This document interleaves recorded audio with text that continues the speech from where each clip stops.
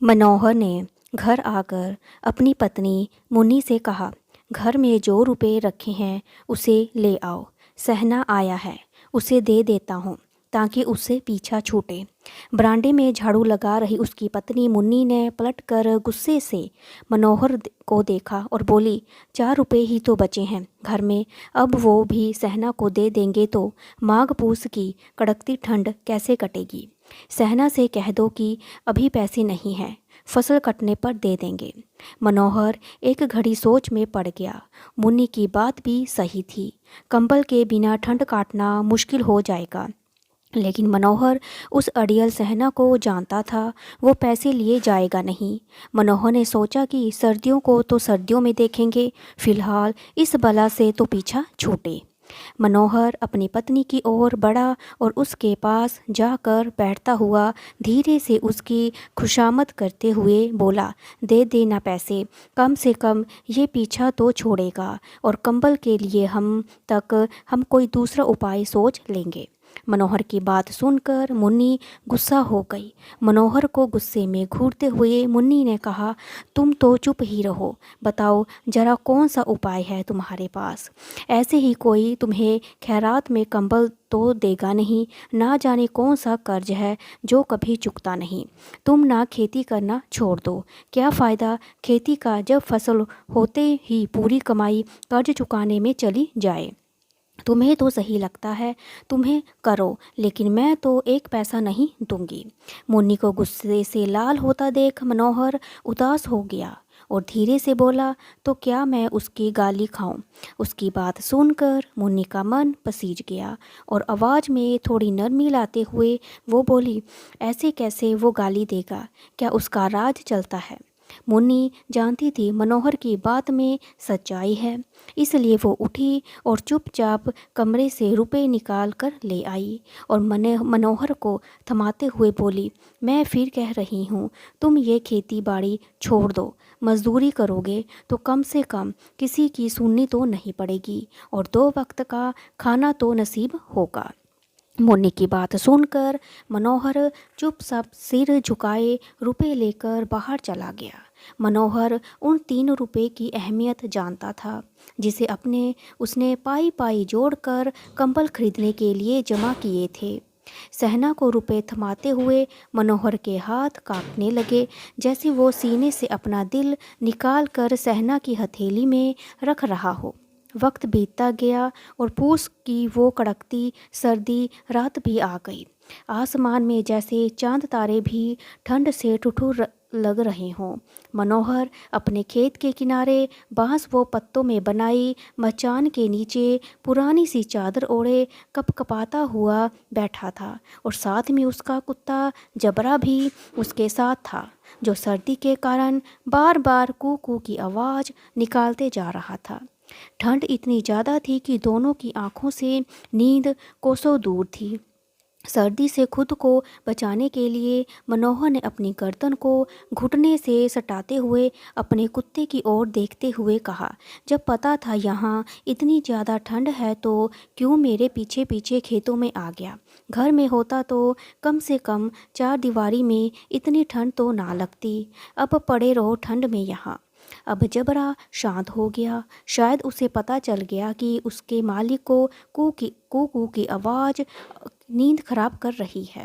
इसके बाद मनोहर गर्दन को घुटनों पर सटाए सोचने लगा, और सब किस्मत की बात है, हम यहाँ ठुठुरते हुए रात काट रहे हैं, वो पैसे वाले बिना कुछ किए ही मज़ा लूट रहे हैं। इसके बाद मनोहर ने व्हीलचेयर भरी और ठुठुरते हुए उसे पीने लगा और मनोहर ने अपने कुत्ते जबरे को देखा तो कहने लगा, आज ये रात किसी तरह काट ले, कल मैं तेरे लिए यहाँ पुलाए बिछा दूंगा, तब ज़्यादा ठंड ना लगेगी।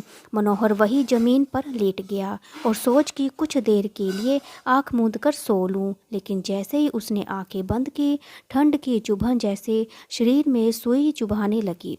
कुछ देर बाद करवट बदलने के बाद मनोहर पूस की रात को कोसते हुए उठकर बैठ गया। सब कुछ करने के बाद भी ठंड जाने का नाम नहीं ले रही थी, तो मनोहर के पास बैठे अपने कुत्ते को उठाया और उसे गोद में लेकर लेट गया। ठंड से बचने के लिए जबरे के शरीर से आ रही दुर्गंध को भी मनोहर ने नज़रअंदाज कर दिया। जबरे को भी गर्माहट मिल रही थी। उसने भी आंखें मूंद ली और सोने की कोशिश कर रहा था। तभी जबरे को कोई आहट सुनाई दी। वो एकदम सावधानी की मुद्रा में खड़ा हो गया। जबरा अचानक मचान से बाहर निकला और इधर उधर दौड़ते हुए जोर जोर से भौंकने लगा। कुछ देर यहाँ वहाँ भौंकने के बाद जबरा दोबारा मनोहर के सट कर बैठ गया। ऐसे ही रात का 1 और घंटा बीत गया। ठंड कम होने का नाम नहीं ले रही थी। मनोहर उठकर बैठ गया। वो दोनों हाथों से टांगों को कसकर पकड़े हुए घुटनों पर सिर टकाए बैठा था। ठंड में मनोहर को लगा कि जैसे उसका खून जम गया हो। वो बेबसी से बस सुबह होने का इंतज़ार करने लगा। मनोहर के खेत के सामने ही आम का एक बहुत सा बड़ा बाग था, जिसे देखकर वो सोचने लगा कि पतझड़ शुरू हो चुकी है और ज़रूर इस पेड़ों से पत्तियां झड़ी होंगी, तो क्यों न इसके सूखे पत्ते लाकर देर तक आग सेक लूं। मनोहर ने सोचा कि वो पत्तियां उठाने तो चला जाए, पर कहीं रात के अंधेरे में उस पर कोई जानवर हमला ना करते और उसे ऐसे देखकर कोई भूत ना समझ ले।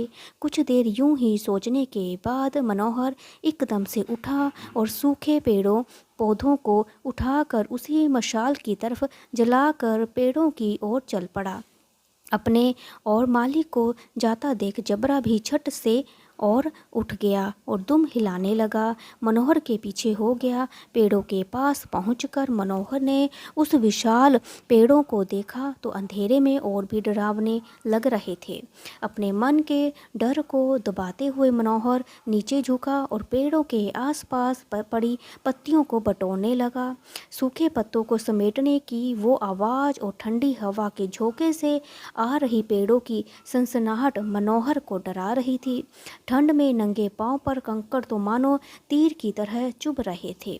उन सब से ध्यान भटकने के लिए मनोहर ने जबरे से बातें करना शुरू कर दिया और कहने लगा, लग रही है ना तुझे भी बहुत ठंड, बस थोड़ी सी पत्तियां और इकट्ठी कर लेते हैं, फिर दोनों खूब आग सेकेंगे। मनोहर जितनी पत्तियां समेट सकता था समेट ली और मचान की ओर चल पड़ा।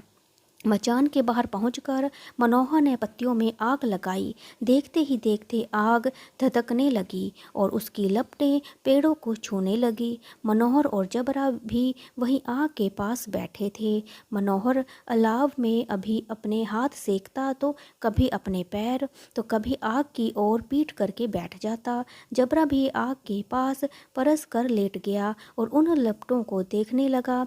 मनोहर जबरे की ओर देखकर कहने लगा, कहा था ना मैंने, अलाव जलाते ही ठंड नहीं लगेगी, अब सेक ले जी भर के आग।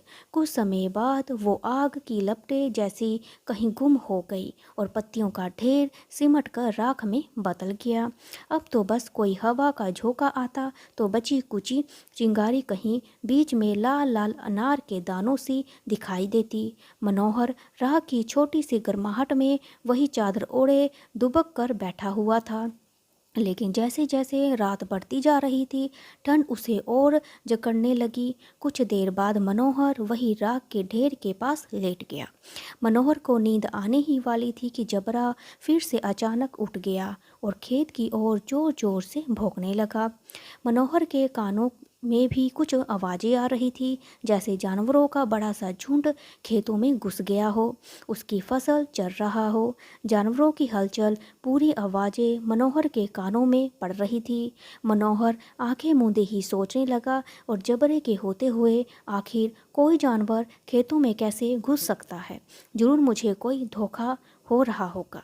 मनोहर ने आंखें खोले बिना ही जबरे को आवाज़ लगाई, लेकिन जबरा खेतों की ओर मुंह किए जोर जोर से भौंकता रहा, पर उसके पास नहीं आया। कुछ देर बाद खेतों में चरने की आहटें तेज हो गई और अब मनोहर को पूरा यकीन हो गया कि खेत में जरूर जानवर घुस आए हैं। अपने आलस को झंझोकते हुए मनोहर आधे मन से उठकर बैठ गया और इस कपकपाती ठंड में उठकर खेत में जाना और फिर जानवरों को भगाना उसे बेहद मुश्किल लग रहा था। मनोहर वहीं बैठे बैठे जबरे को आवाज़ देने लगा। मनोहर की आवाज़ सुनकर जबरा और भी जोर जोर से भौंकने लगा।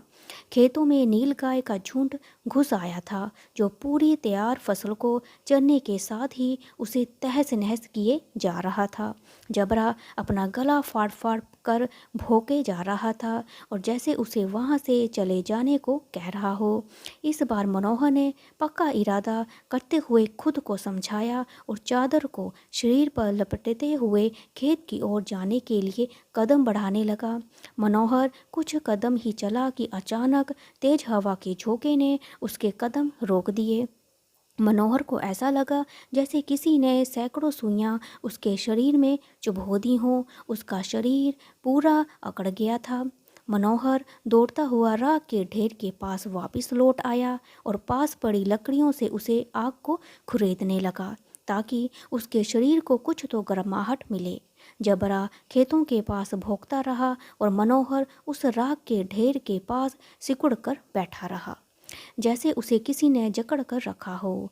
नीलगायों के झुंड ने देखते ही देखते पूरे खेत को तहस नहस कर दिया। मनोहर उसी राख के ढेर के पास चादर ताने सो गया और जानवरों के जाने के बाद जबरा भी हाफते हुए मनोहर के पास आकर बैठ गया। सुबह जब मनोहर की आँख खुली तो उस दिन चढ़ गया और धूप निकल आई। सामने बैठी उसकी पत्नी मुन्नी उसे गुस्से से घूरते हुए जोर जोर से कह रही थी कि दिन भर सोए रहोगे क्या? उठ कर देखो तो सही, जानवरों ने पूरी फसल का क्या हाल कर दिया है। अब हम क्या करेंगे? तुम्हारी रात में खेत में होने का क्या फ़ायदा? अगर चादर तान कर सोना ही था तो घर पर ही सो जाते। और मुन्नी को चुप होते ना देख मनोहर धीरे से उठा और उससे पूछा, क्या तुम खेत से होकर आ रही हो? क्या सच में हमारी पूरी फसल तबाह हो गई है? मुन्नी ने गुस्से से जवाब देते हुए कहा, हाँ, सब कुछ खत्म हो चुका है। हम बर्बाद हो गए और हम तबाह भी हो गए। मनोहर जानता था मुन्नी ऐसे चुप ना होगी, तो उसने बहाना बनाते हुए कहा, तुझे तो बस खेत की पड़ी है। मैं यहाँ रात में मरने से बाल बाल बचा। रात को मेरे सीने में इतना तेज दर्द हुआ कि मैं हिल भी नहीं पाया।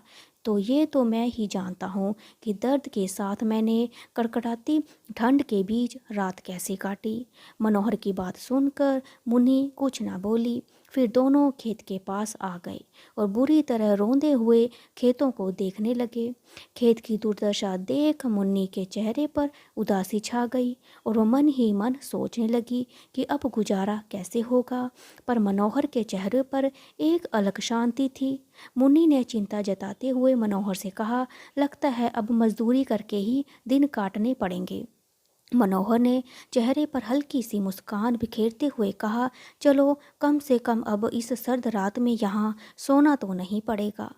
कहानी से सीख यही मिलती है कि मजबूरी में इंसान को कई बार ना चाहते हुए भी कठिन फैसले लेने पड़ते हैं, जो हमारे भविष्य को प्रभावित कर सकते हैं। विपदा कभी भी आ सकती है और इसलिए हमेशा चौकस रहना ज़रूरी होता है। अगर आपको मेरी ये कहानी अच्छी लगी तो लाइक करें, शेयर करें, सब्सक्राइब करें और देखने और सुनने के लिए थैंक यू सो मच।